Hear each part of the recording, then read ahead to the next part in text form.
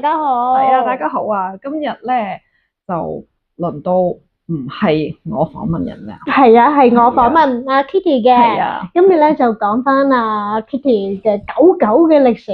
咁啊，Kitty 養過好多年老嘅毛孩啦，今日就想訪問下佢喺照顧年老毛孩咁多隻毛孩裏邊嘅心得啦。係你由邊隻開始講起先？其實我哋今次咧係重拍噶啦，因為咧個毛孩上次咧我講漏咗 Emma， 最重要嗰隻係始祖嗰隻。係啊，我竟然講漏咗佢要重拍講。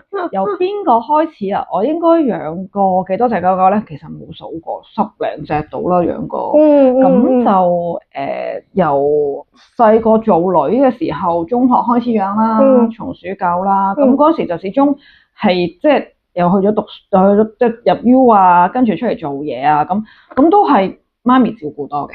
係啦，咁就到佢百年歸老啦，咁就到我自己出嚟咧，即係結婚出嚟咧住咧，就開始養真係養大狗啦。係啦，咁全部都係大狗啦。之後咁第一隻就係一隻拉布拉多，就黑色嘅拉布拉多啦 ，Cyclops 啦，佢係一隻超級乖嘅拉布拉多。係咪由 BB 開始養㗎？係嗰個年代，因為係講緊20年前，都唔係好 common 領養嘅。絕對係嗰時係應該最出名去領養係就係愛護動物協會嘅啫。冇錯。係啦，咁我就嗰陣時我哋話，因為想由 BB 開始，咁因為我老公未養過狗，咁啊就佢話想由 BB 開始試下養。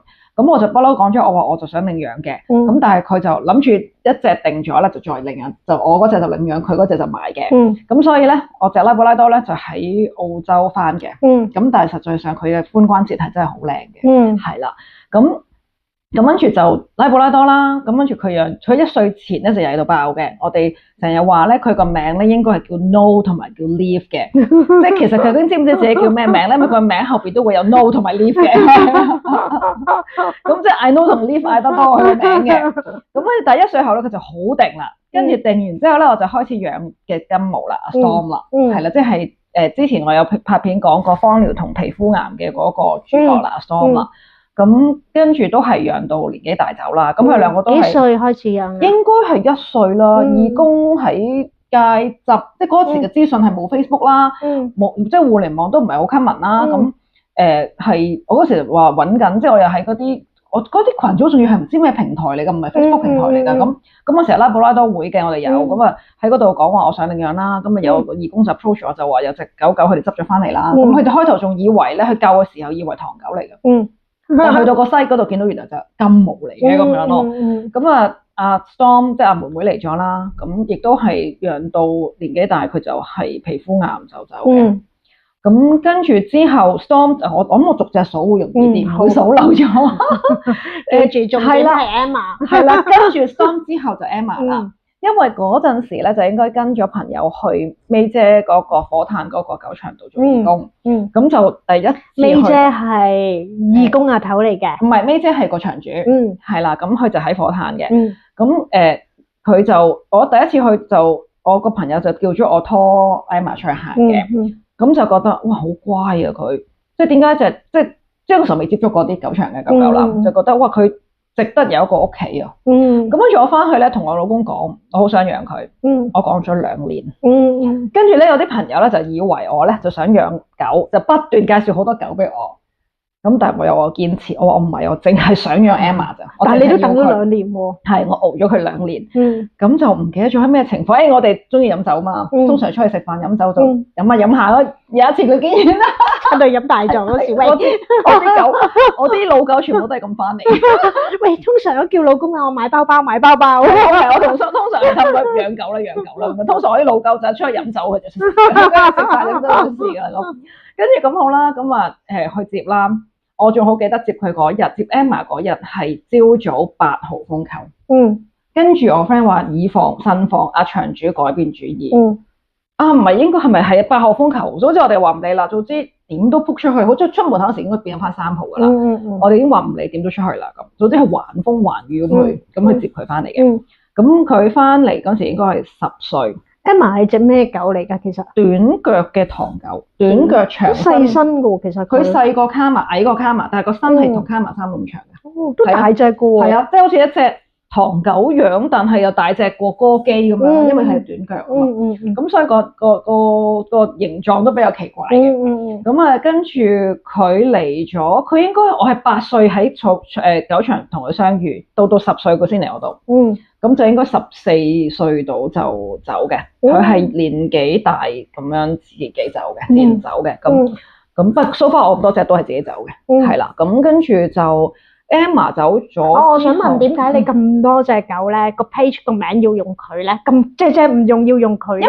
因為佢係最早走嗰個，即係佢比 Cyclops Storm， 即係比我之前嘅金毛同拉布拉多係早走，因為佢嚟嘅時候已經10歲啦嘛。咁當時嘅拉布拉多同金毛應該冇記錯係6歲到咁樣嘅啫，係啊4歲定6歲到嘅啫。咁佢第一隻啦，咁同埋當年咧係。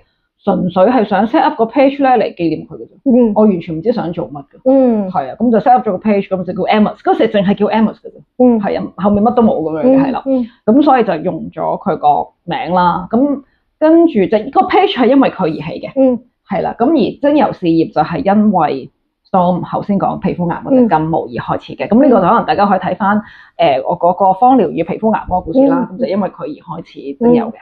咁跟住到Emma 走咗之後咧，我哋就再領養啦，因為我又去做義工啦，去咗 Curzon Zoo 啦 ，Curzon Zoo 之後又即係去親做義工就執到啲狗翻嚟，跟住就去咗，又係等你老公飲醉酒嗰時，係因為佢成日都話想養馬連來嘛，咁我咪去領養馬連來咯，但係咧嗰隻馬連來咧係正常馬連來嘅一半 size。即係咧，我老公咧係想要一隻馬連來仔，好英嗰啲啦，係警犬嚟㗎哋。即係我哋另外個訓練師 part 嘅團隊，我哋訓練師一站式嗰邊包 Sir 咧，佢就 train 馬連來，佢自己都係馬連來，好英好科警犬嚟㗎嘛。我呢啲就領養咗一隻，係得人哋嗰啲係有成可能20幾30 kg 㗎嘛，我嗰隻咧應該14 kg 嘅啫，仲要係女嚟嘅，係啦，仲要係。超級驚青怕事嗰啲嚟嘅，即係行雷閃電會驚啊！即係佢嘅性格真係好驚，好唔馬連來咯，好唔佢有馬連來嘅神經質，佢係好神經質，即係養完佢之後我就知道馬連來真係難搞，仲要係得佢係 size 得一半咗，佢係佢哋一大班，應該係一個好大嘅狗場，佢哋就棄狗潛逃，剩低啲狗去個即係繁殖場啊。咁佢就其中一隻，當時應該係好多大機構分批嚟攞咗一堆走嘅，咁 Preston 就攞咗幾隻嘅，咁我就嗰時去 walk 狗咁啊，就攞住就 walk 下就 walk 咗翻屋企咁樣咯，咁佢好瘦嘅，佢食好多嘢都好瘦，因為佢好即係喺狗場嗰時好 strong，即係佢救咗出嚟之後，佢擺咗佢喺當年擺咗喺 Pet World，即係而家嘅 Happy Park 應該係啦，咁就好瘦嘅，見晒骨咁樣嘅。但馬連來個種本身係咪咁樣偏都瘦？都偏，但係唔應該係佢瘦到見晒骨，但係佢食好多嘢嘅，佢應該係太 stressful 啦裏邊。咁呢個佢叫 Rachel 就應該係臨尾係突然間個口度有粒瘡，我哋以為有生牙瘡，一割完就發覺原來係 cancer。咁佢就應該係12、13歲度，我都唔記得咗，12、13歲度走啦。咁就係由有個牙瘡到走就大概7至8個月時間到咯，但係都 OK 嘅佢嗰時都。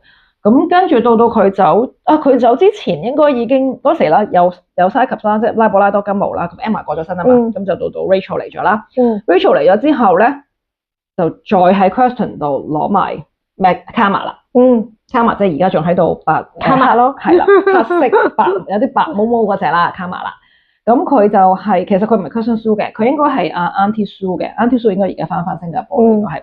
Auntie Sue 係嗰時佢應該如果 Dog Rescue 嘅朋友仔佢都識佢。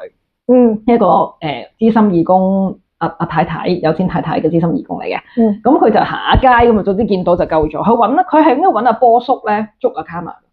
揾阿波叔係 trap 天落地網啊，或者 set 落啊，擺啲燒味啊咁樣嘅，佢就用燒味捉佢。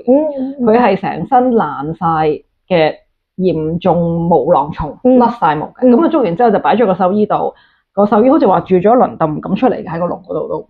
跟住就再去咗狗場，咁我嗰個狗場就咁啱啊 Curzon Zoo 嗰啲狗又喺嗰度。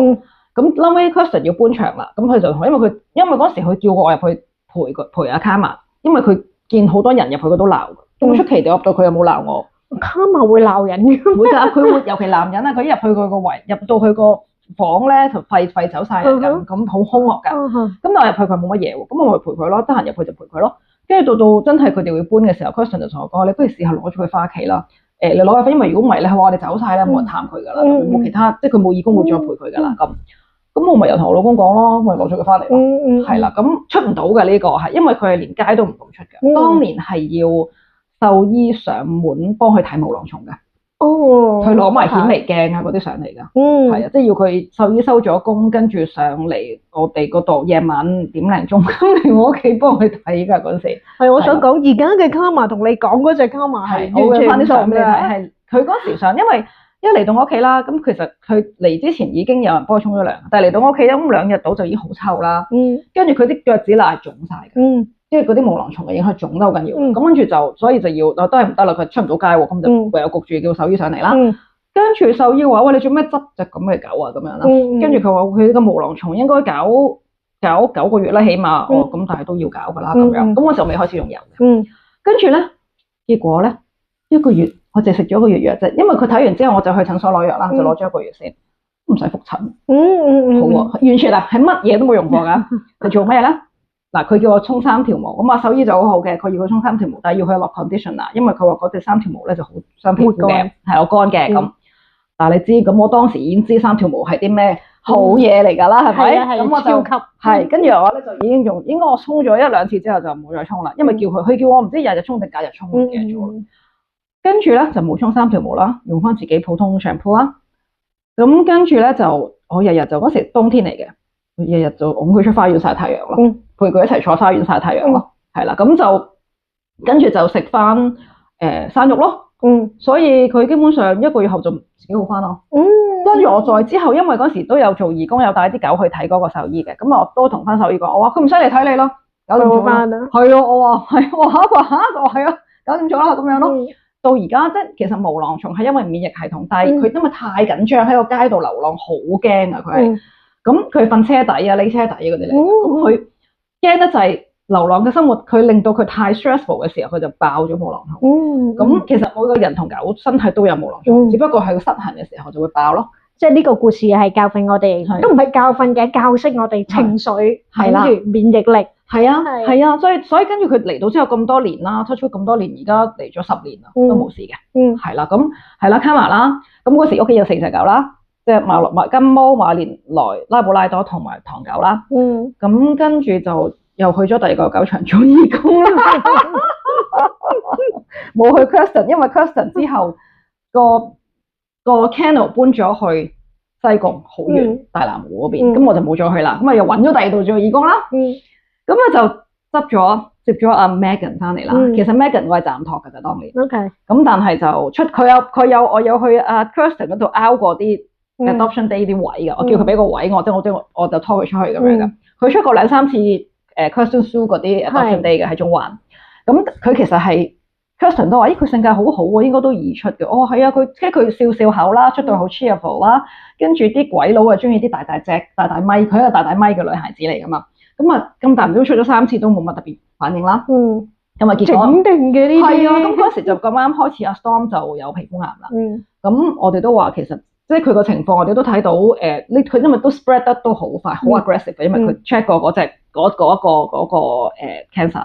咁我哋就話咁算啦。咁佢又仲要叫佢搞笑啦，因為卡瑪咧係好驚狗嘅，好驚人，好驚狗嘅。佢哋2個又玩到夾到喎，到而家都係。係啊，而家佢2個一齊大啦，都係。咁我算啦，留埋佢啦。咁啊5隻啦。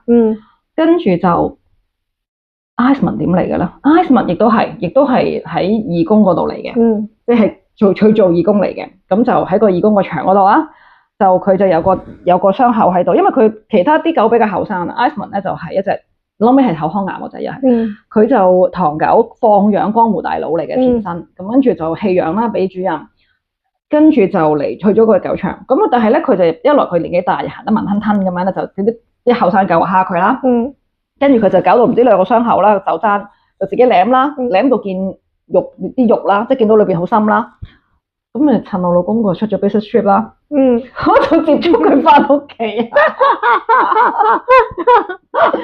着咗個小衫翻屋企，係啦，就接咗小衫翻屋企啦。咁就咁樣就其實佢唔適合喺狗場終老㗎啦已經，咁所以就嚟咗我度就住咗，我諗唔夠1年，9個月10個月到就走。佢雖然係口腔癌有個瘤腫咗喺度嘅，但係佢就冇影響到佢啲食嘢啊，各樣嘢都冇事嘅。佢臨走應該係自己熄掣嘅，佢因為臨走嗰晚自己出咗花園匿車底嘅嗰啲嚟。係啊，咁呢度咧，我想講咧，佢 Iceman 其實最後期嗰時我去過你屋企㗎，喺嗰邊嚟㗎嘛。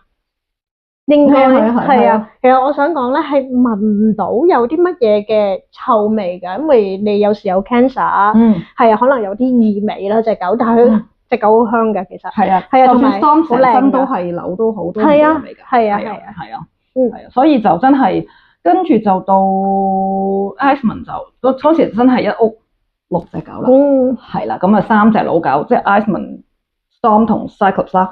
佢哋3個都有分別地有唔同嘅 cancer 啦，咁就照顧係吃力嘅，咁但係好似頭先阿 Crystal 咁講啦，咁就好彩用芳療咧，其實好多嘢我可以自己處理咗先，即係尤其皮膚癌嘅嘢，咁我喺個表面上嘅清潔啊嗰樣嘢，我唔使下下就要去獸醫度搞啦，咁就 Iceman 嘅口腔嗰個腫瘤都係啦，其實我係事後見翻啲有口腔癌嘅 case 嘅主人傾開，佢哋話佢哋係黑晒發臭啦，腐爛得好緊要㗎。我話唔係喎，佢到臨走咧，其實佢臨走咧，佢個瘤係細咗㗎。佢係真係唔係因為 cancer 走㗎，佢係因為都14、15歲，咁又放養，不嬲啲即係生活質素由細都會差嘅。咁已經好叻㗎。已經係啊，咁佢14、15歲個伯，同埋佢嗰年如果佢唔嚟我度，佢應該走咗添，因為好凍，得個幾度喺個街度，佢應該頂唔順。有一年佢嚟嘅嗰一年冬天係凍到不得了，咁所以就都即係感恩係一路同埋佢臨走前嗰日，佢匿喺車底嘛，匿喺車底嗰晚佢未走嘅，咁第二日我拉唔到佢出嚟，佢喺角落頭，第二日見到喐咗啲位，我就拉翻佢出嚟就翻屋，咁我就叫啲義工嚟探佢，佢全日咧乜都冇食㗎啦，咁即係以我哋經驗都睇到佢應該都係嗰日㗎啦，咁咪所以叫啲義工嚟啦，佢淨係肯飲寧夏紅咯，即係唔係話咩賣廣告呢個係事實。係佢淨係肯，即係我知寧夏紅，佢淨係肯飲寧夏紅咯。其他啲我打到啲鮮食變晒糊仔嗰啲，佢都補翻晒出嚟。係啦，咁所以其實佢一路都咁多個都 so far 係好走嘅。係啦，咁 Iceman 走咗啦，跟住就阿 Storm 都之後就走啦，即係啦，跟住就係 Rachel 啦，咁嗰啲幾個陸續嘅年紀大而走啦，跟住 Cyclops 都走啦。咁臨尾得翻 Megan 同埋 Karma 啦。咁得翻 Megan 同 Karma 之後咧，我又是不幸啦。咁我冇做義工啦，今次我就擺到明去揾狗啦，係啦，咁就揾咗 Pyro 爸爸啦，即係你哋睇如果睇開試師嘅前邊嗰隻就 Pyro 爸爸啦，係啦，咁 Pyro 爸爸我就喺個獨立義工嗰度領養翻嚟嘅，咁亦都係嚟咗差唔多2年咯，1年未就嚟2年到啦，咁就過身嘅，咁 Pyro 之後咧就係試師啦，Pyro 其實應該係2022年2月走。跟住2022年5月就領養試師啦，係快到好搞笑地咧，我哋諗住去睇下㗎咋。其實中間我度揾咧，我老公都 ban 唔好咁啊，隻都話唔啱啊咁樣㗎。點解唔啱咧？佢睇唔啱，冇眼嘅。佢想要仔，但係我話屋企2個女，我唔想養隻仔蝦佢，因為其實 Pyro 咧嚟嘅時候咧都有啲想蝦我2個女嘅，即係想蝦 Megan 同 Karma 嘅，因為始終都係江湖大佬嚟嘅嘛，Pyro 都係，即係個底係佢叫做狗爸爸，佢有隻仔嘅，之前喺街。咁同埋都係惡底㗎，咁跟住但係佢哋嚟到就，其實佢哋入到屋咧就會變得好順良，係啦。但係始終有啲位佢哋係始終係狗同狗之間，佢哋都要爭地位㗎，咁變咗我話我唔想揾隻仔，咁啊拉鋸完之後就終於突然間就，我其實 Pyro 爸爸個義工就同我講，喂有呢隻啊，你睇下，不過唔知俾人領養咗未喎，就係試師咯，咁我哋咪約咯，嗰晚即刻睇完，我老公話 OK 喎，咁啊即刻約第2日，因為第2日工作假期，第2日就即刻去睇啦，去寵物嗰度睇。跟住咧睇完之後，佢話家訪喎，好啊家訪啊咁啊翠兒姐啦，同埋阿義工阿 Peggy 佢哋啦，話家訪 OK，佢哋係捧住試師人哋架車，我哋自己揸翻自己架車，跟住阿翠兒姐同阿 Peggy 佢哋同阿 Man 就捧住阿試師一齊喺佢哋架車嗰度過嚟我度，跟住我老公就揸車一路話，又話家訪嘅，點解帶埋隻狗？係隻狗家訪，唔係義工家訪，係啦，跟住所以一家訪完咧。就擺低咗啦，呢個係試師自己要求嘅。係啦，咁當然啦，我唔係笑，即係我唔係笑話，點解咁求其咁兒戲？我好相信喺嗰日佢哋要去 search，即係同我傾完之後，佢哋其實如果上網 search 個 page 應該都知道我養緊老狗嘅咁樣啦。咁所以就係咁樣樣咧，就好快脆地喺毫無準備嘅情況之下，因為 Carol 爸爸走咗咧，我就將啲防滑墊就捐晒俾人。跟住我又嚟一啲個狗車又俾咗人，跟住我再重新 set up 係啦，3個月之後我又要重新 set up 所有嘢咁樣，係啦，咁就到時先啦，咁就變咗而家就真係要唞下啦，咁就因為又冇埋工人咧，咁啊更加自己做嘅話就忍下手咯。咁而家去吳家村都幾好啊，咁又可以即係去照顧下啲老狗，但係我又唔會有危險。啲人話我同啲 friend 講好安全，去吳家村好安全啊，咁佢哋話咩叫安全啊？我唔會無端白事執咗隻狗翻嚟。我相信佢哋都未必俾你攞，因為佢哋唔會俾，因為個 background 佢將佢哋唔係嗰啲狗場人哋擺低嗰啲啊嘛，咁所以佢哋唔會俾我攞走㗎。係，所以我同佢哋講好安全㗎呢度，我唔會去攞到佢哋隻狗翻嚟。所以而家咁樣又幾好啊，行得近近地，我又去到做義工，跟住我又可以照顧老狗，係啦，佢即係可以，即係個情意結又可以滿足到我，即係有時覺得唔係我去幫佢哋，唔係我去幫佢哋，而係佢哋都滿足到我嗰個心理需要，所以我又覺得係咁又幾好喎，咁樣咯，咁就係咯，呢度就係一路 so far 我養過咁多隻咯。如果要講咪講埋我媽咪嗰隻 Lucky 仔就我哋喺愛護動物協會度領養嘅 Poodle 咯。咁就都皮膚有問題啦，又菠蘿蓋又唔靚啦咁樣嘅，咁所以佢係SPCA 啲 inspector 界執嘅，係即係 Poodle 都有得執。好少有係啊，佢話細狗㗎，其實佢仲要係行下喺街見到一隻 Poodle，話咩料啊咁樣啦，咁所以就真係緣分嚟嘅，咁即係呢個咁嘅細佬都係啦緣分嚟嘅，雖然我同佢唔係幾投緣，佢好中意我，因為我同佢次次出親，我次次接親佢就去玩，周圍去玩。咁但係我就麻麻地，佢太害怕，